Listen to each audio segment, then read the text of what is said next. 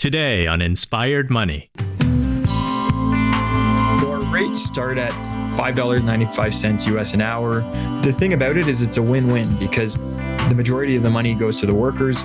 As you pointed out earlier, in Venezuela, to give one example, and it's the most extreme example, but if you're getting paid in the local currency, the monthly wage is $10 or whatever it may be. You can see different estimates online if you look at it. But if a worker can make that money in a couple hours working with us, it's so powerful.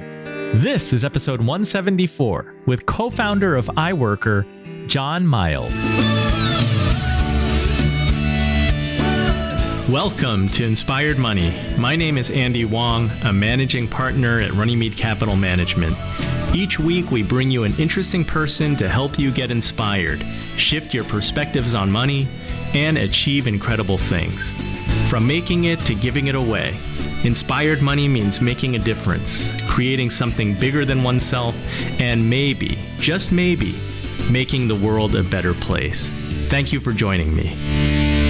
Hey, Inspired Moneymaker. Welcome back. If this is your first time listening, welcome. Today we're talking with John Miles, who with fellow North American entrepreneur Jeb Kugler co-founded Iworker, a social enterprise and hiring agency that helps you find remote workers. Think virtual assistant, video editor, or copywriter. Iworker provides Venezuelan professionals and others in situations of economic desperation with stable, dignified work, thereby generating opportunities for them to improve their lives, support their families, and grow their local economies. In this episode, you'll learn how living in another country can change your perspectives, including your perspectives on money, starting a social enterprise that's focused on doing good, not just on the bottom line, and bootstrapping a business, creating a minimum viable product, and growing a company without a big upfront investment. Now let's get inspired with John Miles.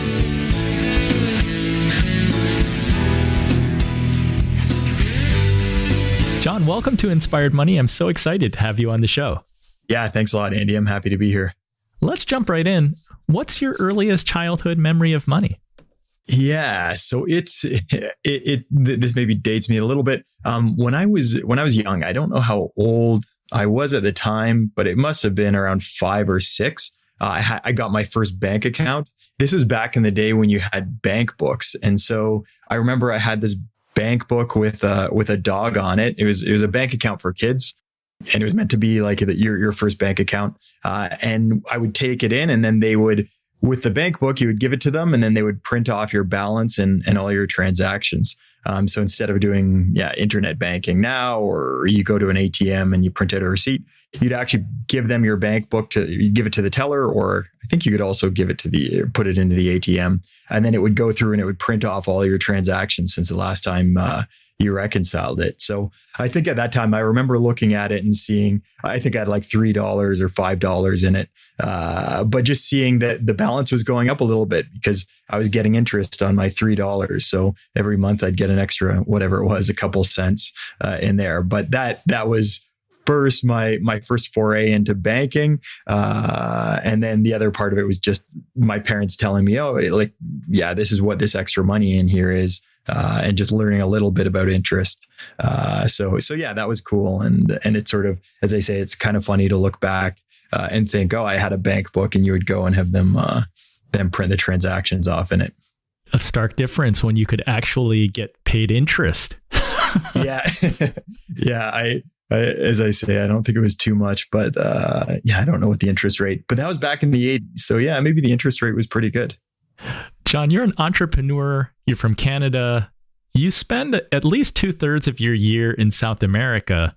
How has living abroad changed your perspectives? Oh, that's a really good question. I mean, in so many ways, it's been an amazing opportunity. I was an entrepreneur involved in a couple brick-and-mortar businesses back in Canada, and like a lot of people, I had that dream of going and living in a different country and just sort of imagining what that would be like.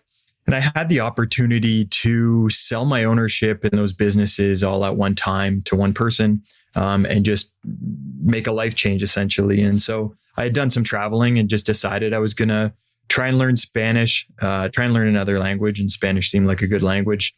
So I came down to South America, and so I was able to sort of live that dream that I'd been thinking of. And it's changed my perspective on life, just being able to experience a different culture.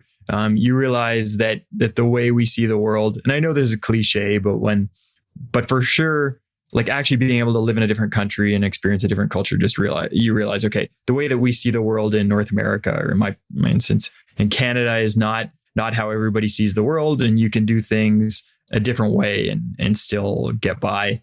And then also on the business side of things, I started a couple new businesses when I got down here, and they were internet businesses. So that was very different than what I was doing back home with the brick and mortar. So I've had a couple changes sort of from culturally, the way I see the world, and then business wise, being involved in online business.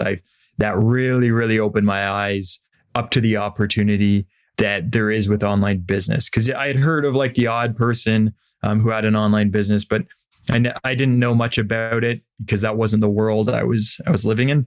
But now that I'm involved in online business and I see all the different things that people are doing, it's pretty cool to see what's going on and all of the opportunities out there.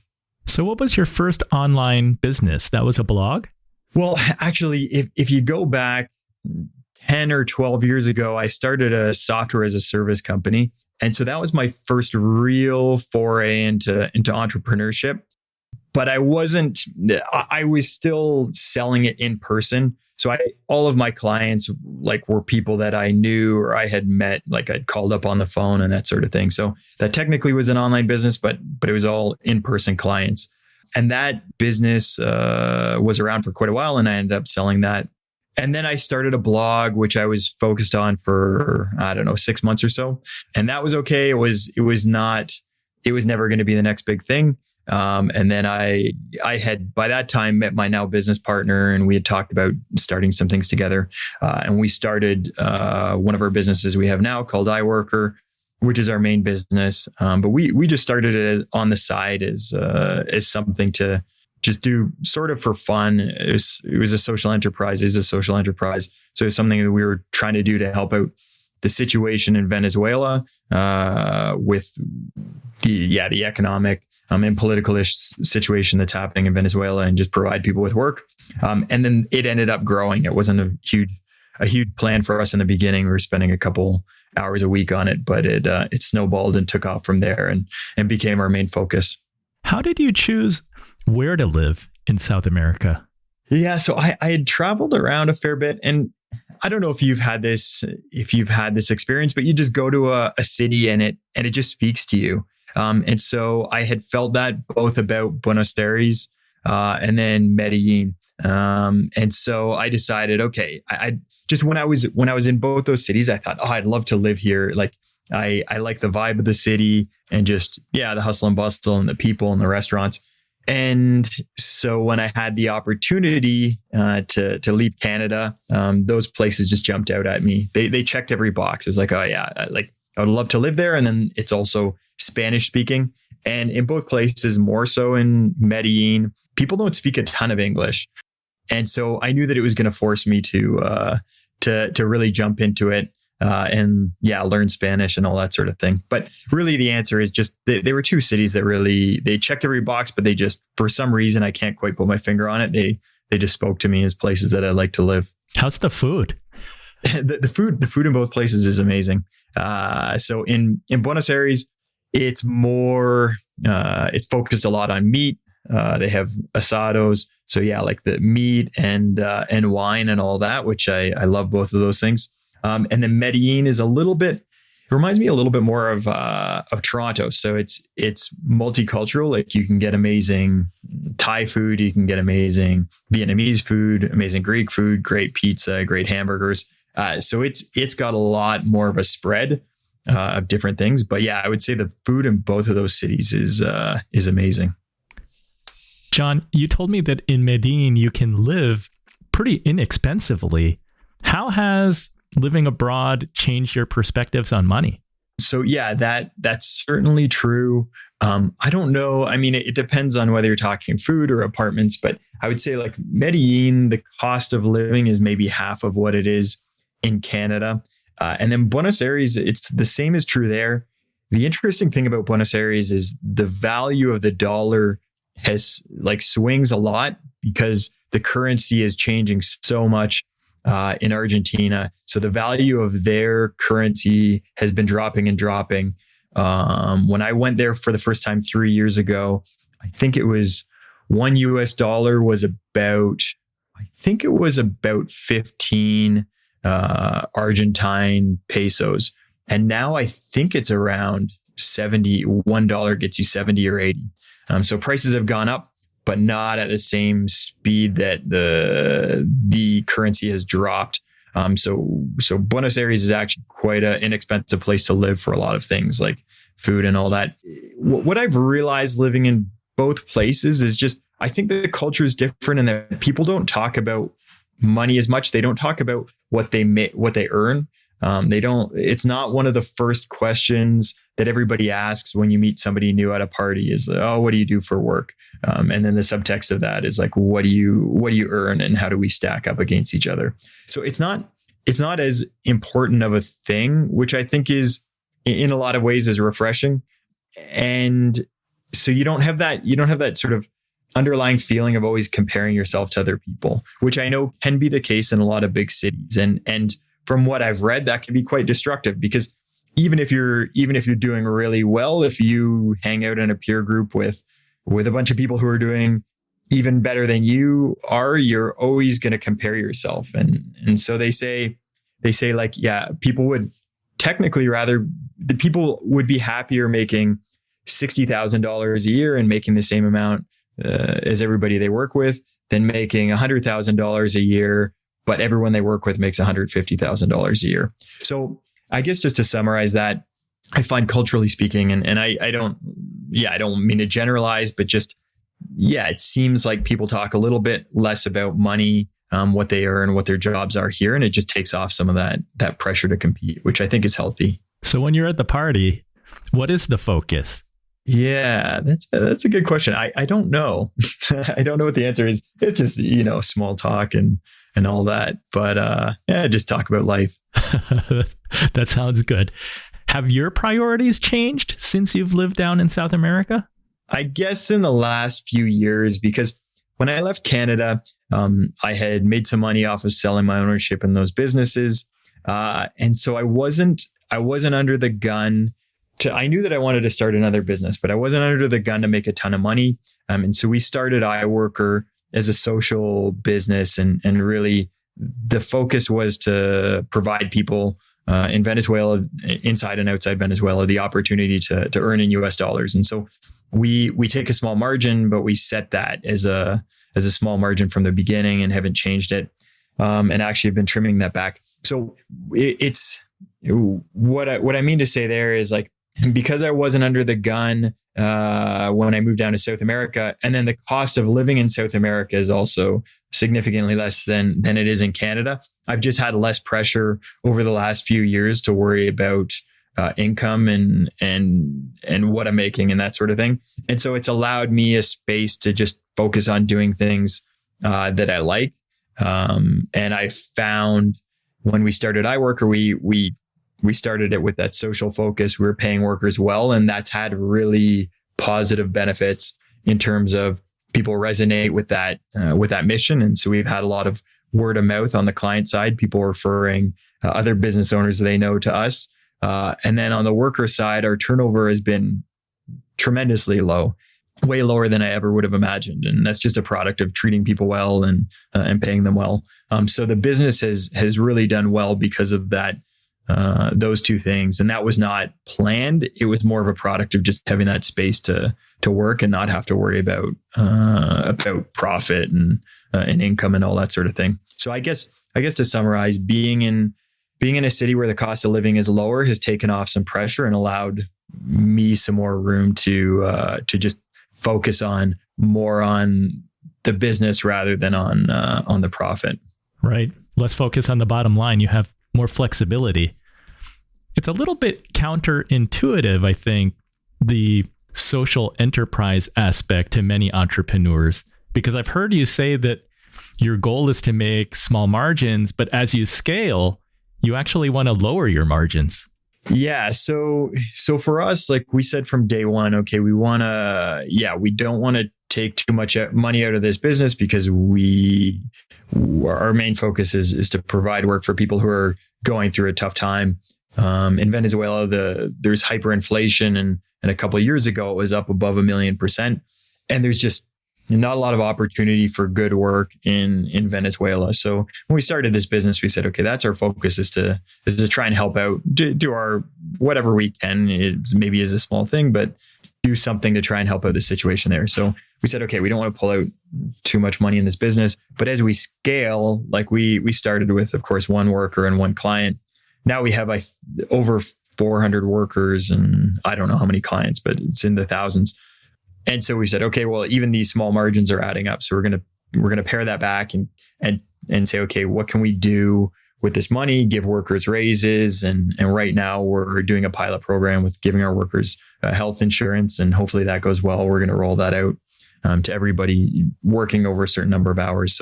So yeah, as the business grows, and we become more efficient, we build better systems. It gives us sort of more room to do things like pay workers even more, and some other interesting ideas. John, I think that you're coming up on 3 years of Iworker. We should take a step back for the benefit of our listener today. Tell them, what is Iworker? Yeah, so Iworker is what you might call a hiring agency or a virtual assistant agency. So we connect workers. It started with Venezuela, as I've mentioned, but now we've been hiring from other countries that sort of check the boxes of our original mission, so to speak. So we hire from countries that are going through economic issues. So Nicaragua would be another one. And then there are some countries in Africa that we hire from. And then we connect those workers who are highly skilled. Like most of our workers are college educated, some of our workers have master's degrees. Some of our workers are doctors and lawyers. And it's crazy. They can earn more with us in a lot of cases than they can as a doctor in Venezuela. So to give one example, and then we connect them with companies in the Western world. So US, Canada, Europe, Australia, and we connect them to do online work.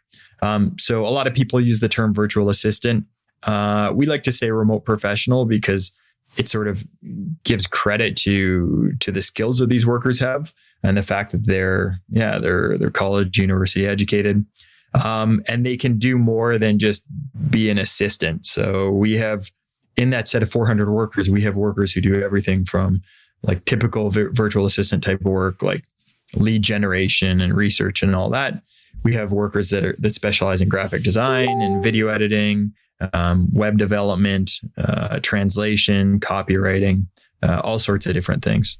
Wow. So it is pretty diverse.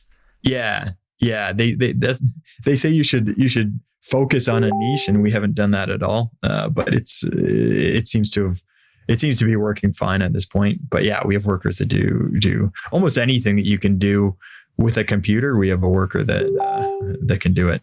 I read that the minimum monthly wage in Venezuela went from $3.20 a month to $10 a month. Many of us are going to have a hard time wrapping our minds around how you can survive on $10 a month. Tell us what you know about what's happening in Venezuela. Yeah. So that is true. So it's a crazy situation. Our management team, well, one of my business partners, Enrique, is from Venezuela. And then our management team, he lives in Buenos Aires, Argentina now.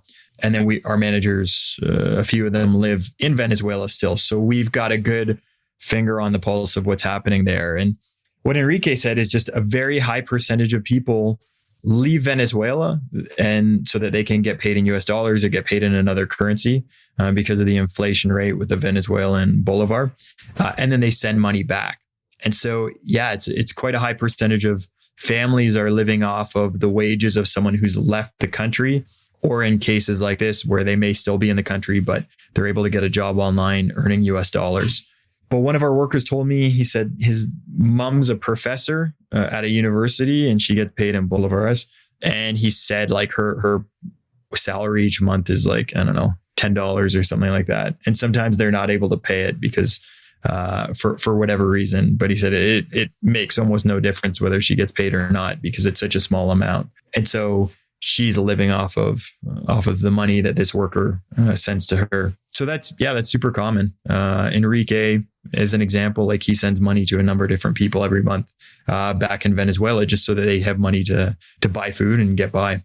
It's crazy. I mean, I've seen studies that show that people's retirement success, it's tied to the timing of when they were born and when they retire. And that's because timing's everything with the financial markets. It sounds like what you're saying is that you see really talented people, well-educated people in South America, but the opportunity, it clearly matters where you were born too. Oh, it's insane. Enrique is one of my favorite examples of this because I spend a lot of time in person with him because I spend more of my time in Medellín now, but I go down to Buenos Aires for 1 or 2 months a year and work with my business partner Jeb and then Enrique, who we made a partner in the business as well.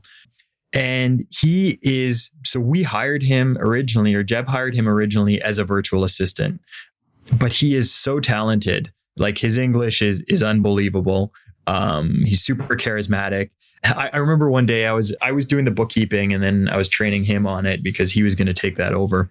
And I was showing him how to do it. And I said, I'm surprised you're not taking any notes here. And he said, oh no, I learned this stuff in school. And I said, well, I had never asked him this, but I'm like, what degree did you take? He's like, I did 5 or 6 year business program focused on accounting.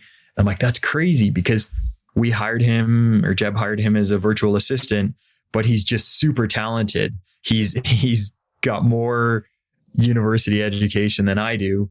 And he just reminds me so much of my friends back home who we graduated at a time when the economy was doing pretty well. All of my friends, like I've got a group of, 8-10 friends. We all went to the same program and everyone's doing well. Everybody's employed and got great jobs and all of this stuff. And then I see Enrique and I'm like, he could be in that group back home, but because he was born in Venezuela, he's had almost no opportunity. And we hired him online as a virtual assistant. So yeah, that really hit home that it's just so much of it is just luck and location and timing, as you say. Have you spoken with Enrique on the phone? I haven't talked to him in person. I've only exchanged emails with him. He's super charismatic, like hilarious guy and super, super smart. So it's so true. I sit with him and I'm like, if he went to school with me and my friends, he'd be probably like the highest performing one of our group because of his personality.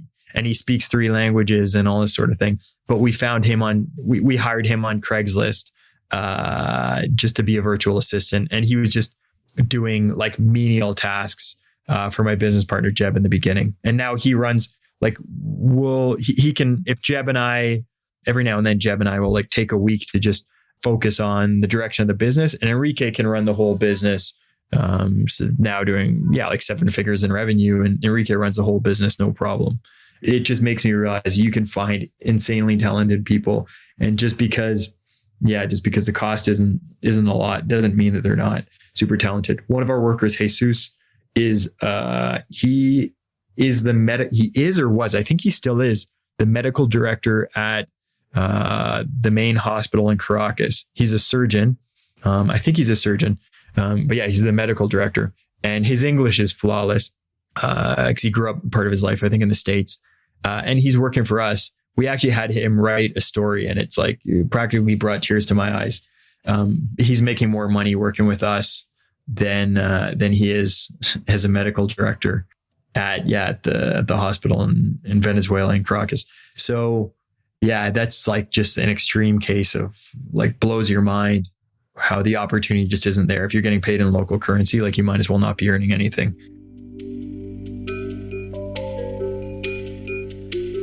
Coming up, bootstrapping a business, tips for hiring your first remote professional, and creating jobs and transforming lives. All that and more right after this short break.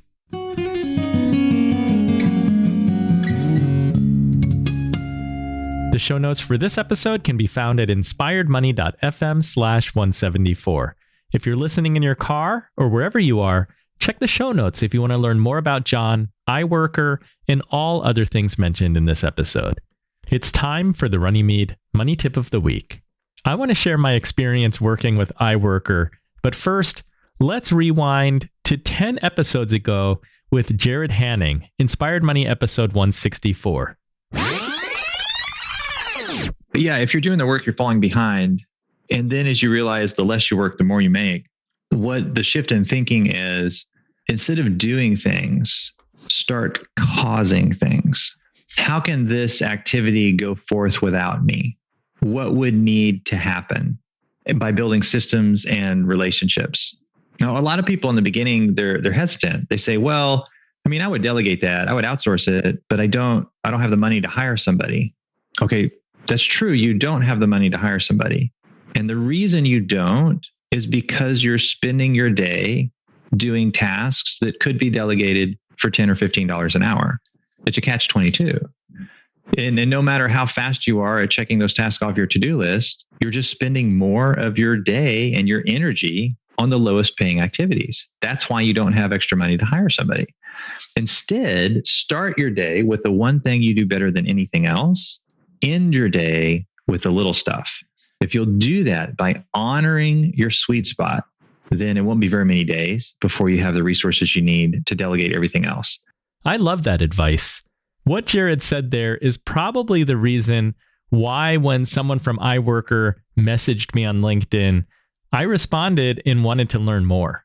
That said, hiring a remote worker is not for everyone, but at less than $10 an hour, it might just be worth trying. I've learned so much about video editing over the past 2 years, but I find that video editing is just so time consuming. It's time that I'd rather be spending with my family. Having done it for 2 years though, I'm clear on the work that I need done and I can explain it. Iworker sent me 3 bios of workers because I was looking for a video editor. One looked like a really good fit. His portfolio included some commercial video work, so my simple videos should be easy for him. We scheduled a Zoom call and I interviewed him. He's a 25-year-old guy who speaks English really well. So far, he's edited 2 videos for us. We're investing the time up front to train him and explain what we want. It's super promising. I look forward to saving 3 hours of my time per week. Who knows, we might even end up producing more video content because we don't have to do the editing. So that's the money tip this week. Consider outsourcing as a way to save time and money. If you're interested in trying Iworker out, they'll match you with a remote professional that can do customer service, social media, data entry, telemarketing, or copywriting. Go to inspiredmoney.fm/Iworker.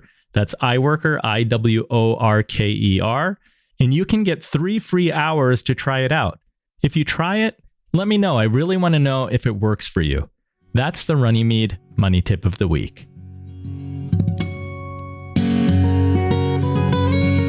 Inspired Money is brought to you by Runnymede Capital Management. We help you to plan, invest, and worry less. If you need financial planning or need help with your investments, contact me at inspiredmoney.fm/Andy. Again, inspiredmoney.fm/Andy. I'm happy to point you in the right direction. The Inspired Moneymaker of the Week is Mark Striggle, who emailed me to say, I listened to your interview with Beirut Sheth today while shoveling snow. Good stuff. Mark is the host of the Talking Metal podcast, published since 2005 with over 900 episodes. That is an impressive accomplishment. Check out Talking Metal if you're into metal. Thanks for the email, Mark.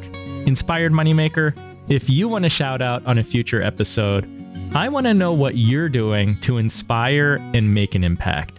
Tell me your inspired money story. And you can always email me by going to the website inspiredmoney.fm/Andy. Tell me your inspired money story, and you could be our next Inspired Moneymaker of the Week. You're listening to Inspired Money. I'm Andy Wong.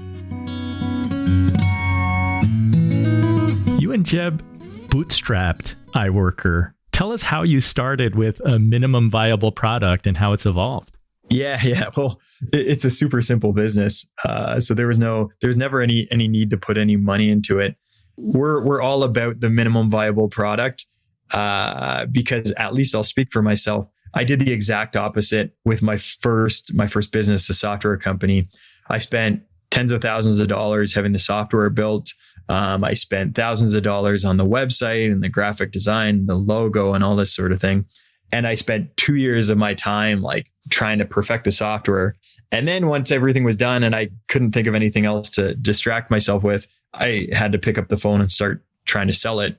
And then realized I had some success, but I also realized, like the way that I see the world is not the way that the world like exists perfectly. Like, so I got lucky that I found some customers and I was able to recoup my costs and make some money.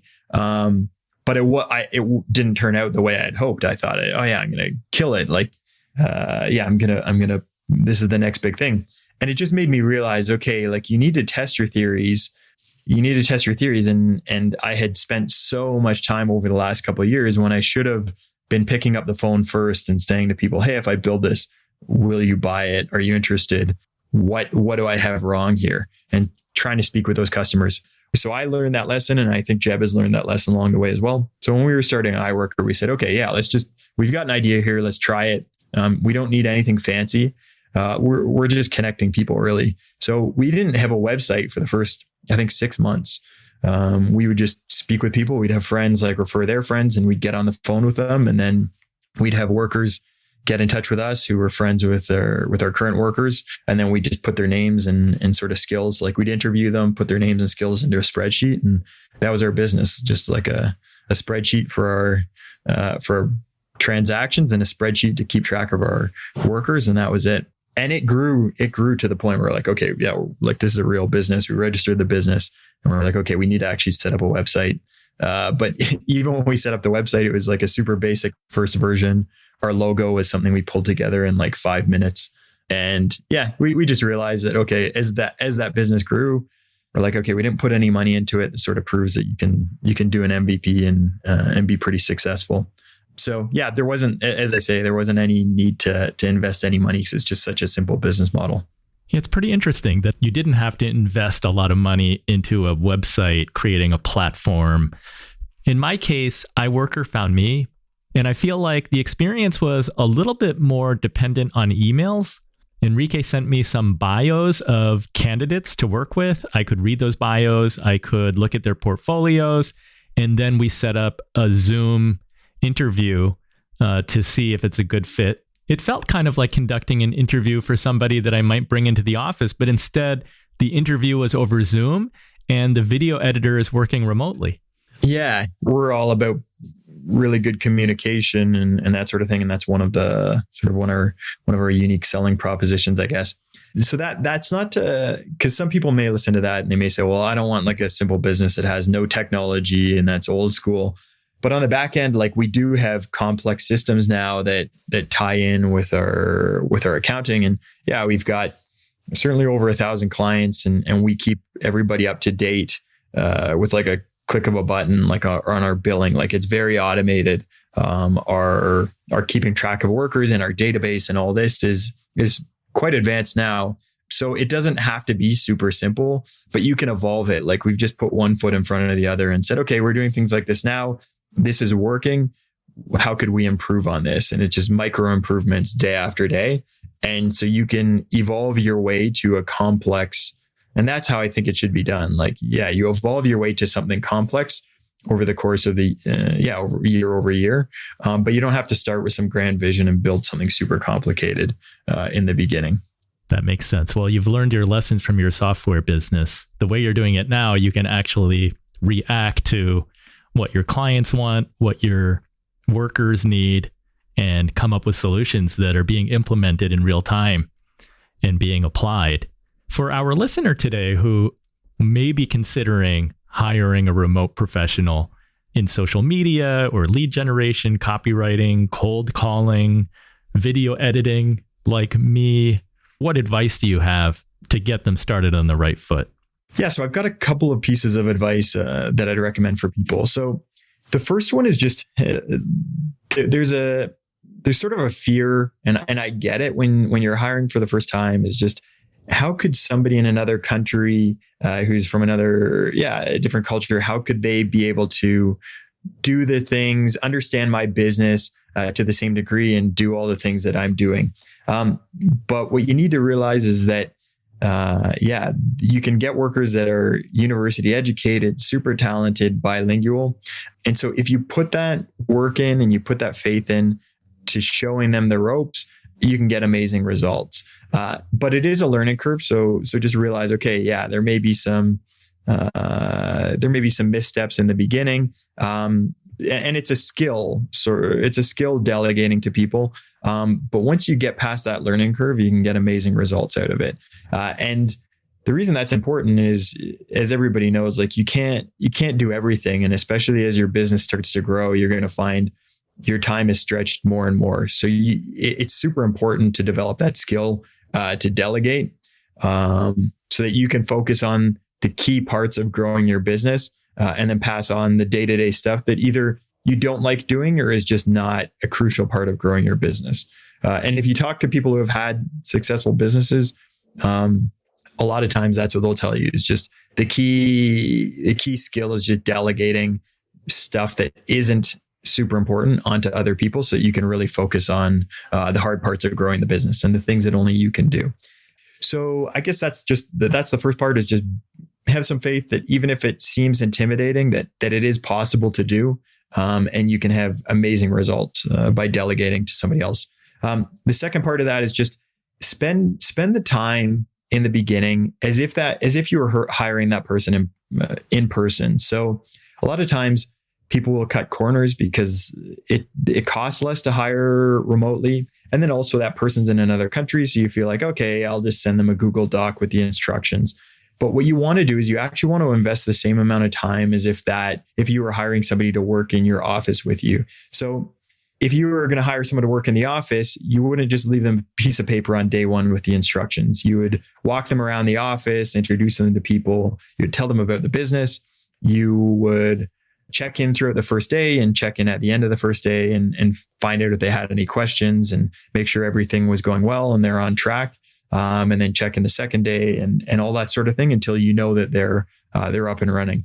But the temptation is there when you hire remotely because you're like, this is less of an investment of money to just send them some instructions and assume that they're going to know about your business and know exactly what you mean. So what we recommend to people is take that time to do video calls in the beginning, record the calls, give the workers very specific SOPs, showing them exactly what the expectations are, and then check in, just over communicate. So check in at the end of day one and see what they got done and see how long it took them and see if they have any questions and all that sort of thing. That if there are issues, and there always will be small issues, you can correct them and make sure that the person's headed on the right path.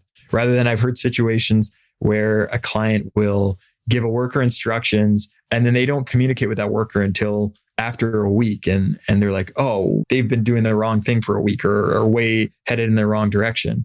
But if you talk to them after day one, you can find out, okay, they misunderstood this part of it. And it's not such a big deal. You can course correct and get them then headed down the right path. So I guess to summarize that, the two things are just, one, don't be intimidated by the process.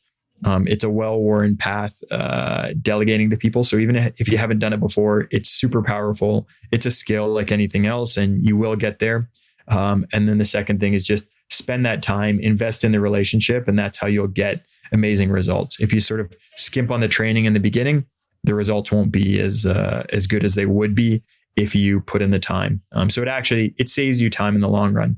And I've been guilty of that, just to say, like, I've certainly hired workers and not looking back, I've not given them the best training, and then I don't get the results, and it ends up just costing you more time in the end because you need to go back and retrain and start over again. So it's better the best practice is just spend the time in the beginning, make sure they understand exactly what you're wanting to achieve, they understand what the business does, all that sort of thing, and that's how you'll get the best results possible.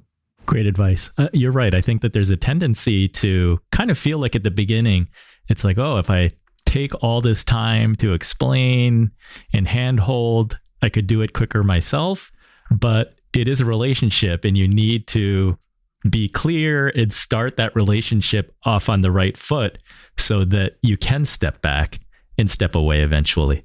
Yeah. That's exactly it. So I tell people, in the first week you hire a worker, expect that this is a generalization, but just expect that it is going to take you longer than it would have to do it yourself. So you're going to have to spend time showing them what to do, and it's going to slow things down. And then week 2, maybe you're break even on the time. So they save you some time, but then they come to you with some questions, and so it sort of evens out. And then maybe week 3 or week 4, you start seeing the time savings, and then it just gets better and better to the point where, to use Iworker as an example, like my business partner Jeb and I, we were working 7 days a week. Like the first year, we were working 7 days a week. After we decided that this is going to be our full focus, we saw the business growing. Working 7 days a week, 12 hours a day. I remember answering emails, going out with my girlfriend for dinner on a Saturday night, and then coming back and answering emails at like between 11 p.m. and midnight on Saturday before I went to bed. Whereas now we've delegated that work. Like we brought Enrique on as a partner in the business. We hired some great managers, and now they do virtually everything day to day. Like Jeb and I spend our time, and Enrique as well, spend our time focused on the plans for the business and growing the business, and barely any time on the day to day type of stuff. So it's amazing. And it's amazing what you can achieve if you just put those systems in place and keep tweaking them and put that faith, invest the time and have the faith in the workers that you hire, that they're skilled, and just try and bring the best out in them. It's good to hear that you're eating your own cooking, so to speak. You talked about the low cost aspect of hiring remote workers using Iworker. You guys are very transparent about the rates. Can you share a little bit about that? Yeah. So our rates start at $5.95 US an hour. Our top end is maybe, I don't know what it is right now. I think around $12.95 US an hour for some more skilled things like copywriting and web development and that sort of thing.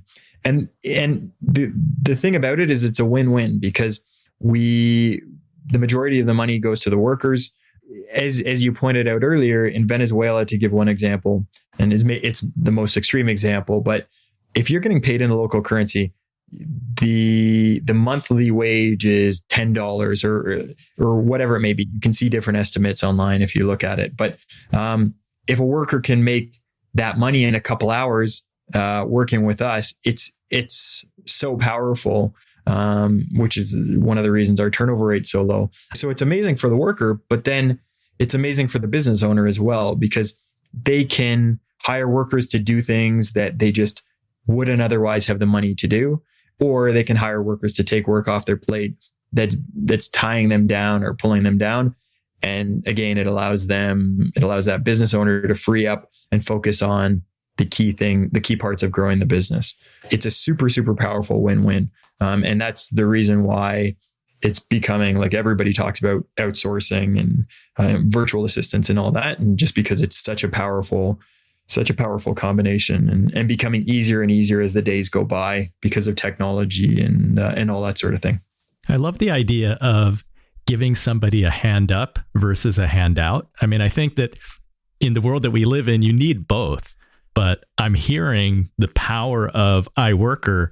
You can transform people's lives in these different countries. How does that make you feel? It makes me feel good. And we've hired some friends of people we know, or brothers and sisters of people we know, and it's been nice to see how that can make a difference in their lives sort of directly. And then we've received nice messages from workers just thanking us for the work and thanking their clients for the work. So yeah, it's been awesome for sure. And it actually has made more of a difference than I even thought in people's lives.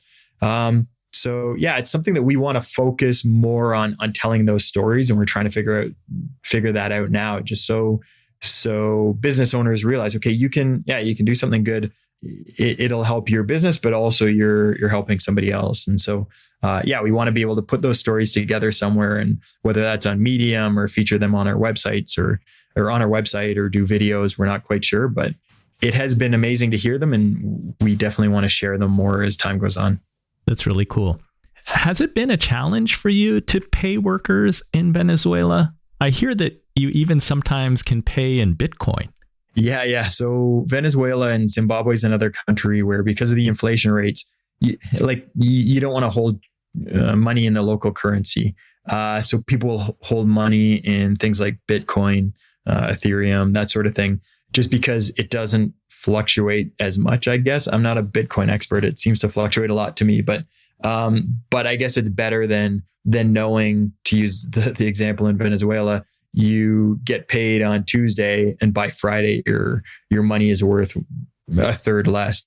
And so anything is better than that. So yeah, a lot of workers, we provide a couple options depending on the country. Like, we're always trying to find options that work in that particular country. So what works in Venezuela doesn't work in Kenya or Zimbabwe, for instance. But yeah, we try and provide a few different options that work for workers. So if they have a US bank account, they can receive money this way. If they don't have a US bank account, they can receive money this way, but then put it into Bitcoin, as you say. But yeah, it's complicated. It's complicated, especially in Venezuela, for workers to get paid and then go and get that money in cash. It's a process, and it's always changing. But we're lucky, or we benefit from the fact that we have, as I say, Enrique has family in Venezuela still, and then our managers live in Venezuela, so they know exactly, like, okay, what's the latest on how to get money out, so to get paid in US dollars, and how do you get it out in the currency and whatever it may be. So we've got people on the ground there that keep us on top of that. John, I'd like to ask all the Inspired Money guests, how do you define success? That's tricky. For me, success is being able to work on something that I enjoy. Yeah, to be able to work on something that I enjoy and I feel is progressing. So yeah, I'm lucky enough that, as I say, when I left Canada, I had that space to do that, to start a new business and not worry as much about the bottom line. And the business has grown and has been very healthy, I think, because of that freedom to sort of play and just do something that we're passionate about. But yeah, for me, success just in my life comes down to the work I do day to day, just something that I enjoy and working with people that I like and something I can be proud of. So what's your vision for Iworker? How big can it get? That's a good question. It's something we're sort of asking. So the way that we work is very hands-on, as you mentioned. So we're trying to figure out, okay, how can we scale even faster, but at the same time keep that human touch that makes us what we are. So if somebody hires a worker and it doesn't work out, they know that they can reach one of us right away, like evening, weekend, it doesn't matter. They're going to be able to get a response and we'll jump in and try and sort out the issue. And then if that's correcting it with that same worker, okay. If it's getting them other options for workers, we can do that as well. So that's a very different than, like, there are great platforms out there like the Upworks and the Fibers of the world. But we are different in that really hands-on approach. And we know our team of workers. So I think, like, we've grown month over month, every month since we started. And I don't see any end to that. Like, there's the market is infinite for people who want to outsource. Like, it grows faster than our business is growing. So for us, it's just trying to figure out, okay, how can we scale quicker, but still keep that human touch to it. So yeah, the potential is there, but we're trying to figure out, can we involve technology there, but without sacrificing our what makes Iworker. So yeah, it's a little hard to say where the ceiling is, but yeah, we're feeling pretty good. Well, thanks, Sean. Thanks for sharing your inspiring story about your social enterprise and how you're making the world a better place. I'll put a link in the show notes. I'll create inspiredmoney.fm/Iworker for people to find out more about you. Any other places where you want to point people where they can follow you and learn more?